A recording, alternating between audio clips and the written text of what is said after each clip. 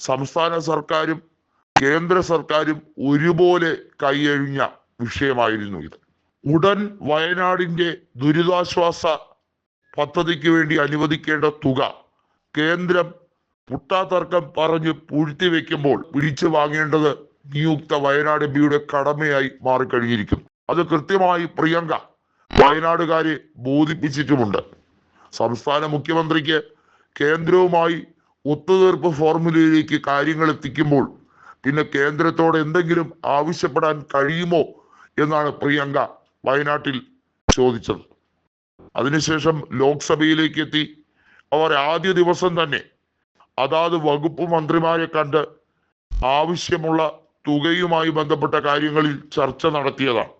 ഉടനടി കേന്ദ്രം വയനാടിന്റെ പ്രത്യേക പാക്കേജായി 1000 കോടി അനുവദിക്കുന്നതുമായി ബന്ധപ്പെട്ട വിഷയത്തിൽ പ്രിയങ്ക പറഞ്ഞിരിക്കുന്ന ഒരേ ഒരു കാര്യം, എന്ന് അനുവദിക്കും, അതിന് വർഷങ്ങളോളമുള്ള കാത്തിരിപ്പ് അനുവദനീയമല്ല എന്ന് തന്നെയാണ് അവർ പറഞ്ഞത്. വയനാട്ടിൽ നരേന്ദ്രമോദി സന്ദർശിച്ച് 2 സ്റ്റിൽ ഫോട്ടോയും എടുത്ത് സംഘപരിവാറിനെ അനുകൂലിക്കുന്ന സംഘടനകളുടെ സൈബർ ഇടങ്ങളിലൊക്കെ പോസ്റ്റ് ചെയ്ത് എന്തൊരു കരുതൽ, ഇങ്ങനെ ഒരു പ്രധാനമന്ത്രി ഉണ്ടോ, കുട്ടികൾ ചിരിക്കുന്നു, ഇതൊക്കെ കാണിച്ച് ആളുകളെ മുഴുവൻ പമ്പര വിഡ്ഢികളാക്കി ഇപ്പോഴും വേൾഡ് ടൂർ നടത്തുന്ന പ്രധാനമന്ത്രിയെ കുറിച്ച് പ്രിയങ്ക പറഞ്ഞത് ഇത്രമാത്രമാണ്. ഈ രാജ്യത്തിനെ കുറിച്ചോ രാജ്യത്തെ പട്ടിണിക്കാരെ കുറിച്ചോ അദ്ദേഹത്തിന് ചിന്തിക്കാൻ സമയമില്ല. അദ്ദേഹത്തിന് വൻകിട കോർപ്പറേറ്റുകളുടെ പ്രധാന സേവകനാകാനാണ് ആഗ്രഹം. അതുകൊണ്ട് മാത്രമാണ് ഈ കസേരയിൽ ഇപ്പോഴും ഞെളിഞ്ഞിരിക്കുന്നത്. അതിനുവേണ്ടി വോട്ടിംഗ് അട്ടിമറിയും അതുപോലുള്ള പല പ്രവർത്തനവും നടത്തി ഇലക്ഷൻ കമ്മീഷനെ വരെ കൈക്കലാക്കാൻ ശ്രമിക്കുന്നു എന്ന ആരോപണം ശക്തമായി നിൽക്കവേ പ്രധാനമന്ത്രിയെ വ്യക്തിപരമായി കടന്നാക്രമിക്കുന്ന പ്രിയങ്കയുടെ ശൈലി വാസ്തവത്തിൽ BJP ഭയത്തോടുകൂടി തന്നെയാണ് കണക്കാക്കുന്നത്. ഇന്ദിരാഗാന്ധിയുടെ ഒരു റീബർത്ത് എന്ന് വേണമെങ്കിൽ പ്രിയങ്ക ഗാന്ധിയുടെ ചടുലമായ ആ വാക്കുകളെ വ്യക്തമായി പറയാൻ കഴിയും.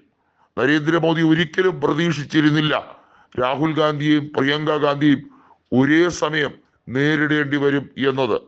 ഇതൊരു പത്മവ്യൂഹത്തിൽപ്പെട്ട അഭിമന്യുവിന്റെ അവസ്ഥയിലാണ് ഇപ്പോൾ BJP നേതൃത്വം മുഴുവനായി ഇരിക്കുന്നത്. അതിൽ നിന്നും ഇറങ്ങുക സാധ്യമല്ല.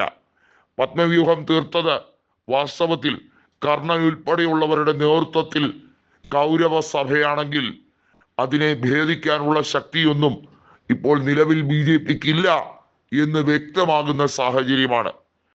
വയനാടിന്റെ പുനരധിവാസം നടപ്പിലാക്കാൻ BJPക്ക് താല്പര്യമില്ലെങ്കിൽ, ധനകാര്യമന്ത്രി ഒരു രീതിയിലും പ്രളയാശ്വാസത്തിന് വേണ്ടിയുള്ള ഫണ്ട് അനുവദിക്കുന്ന കാര്യം വ്യക്തമാകുന്നില്ലെങ്കിൽ, അവരെ പറപ്പിക്കാൻ, അവർക്കെതിരെ ശക്തമായ നടപടി കൈക്കൊള്ളാൻ വേണ്ടിയുള്ള നീക്കങ്ങൾ ആരംഭിക്കാൻ ഞാൻ തുടങ്ങിയിരിക്കുന്നു എന്നാണ് പ്രിയങ്ക കോൺഗ്രസ് നേതൃത്വത്തോടും പ്രതിപക്ഷ MP മാരോടും ഒരുമിച്ചായി പറഞ്ഞിരിക്കുന്നത്.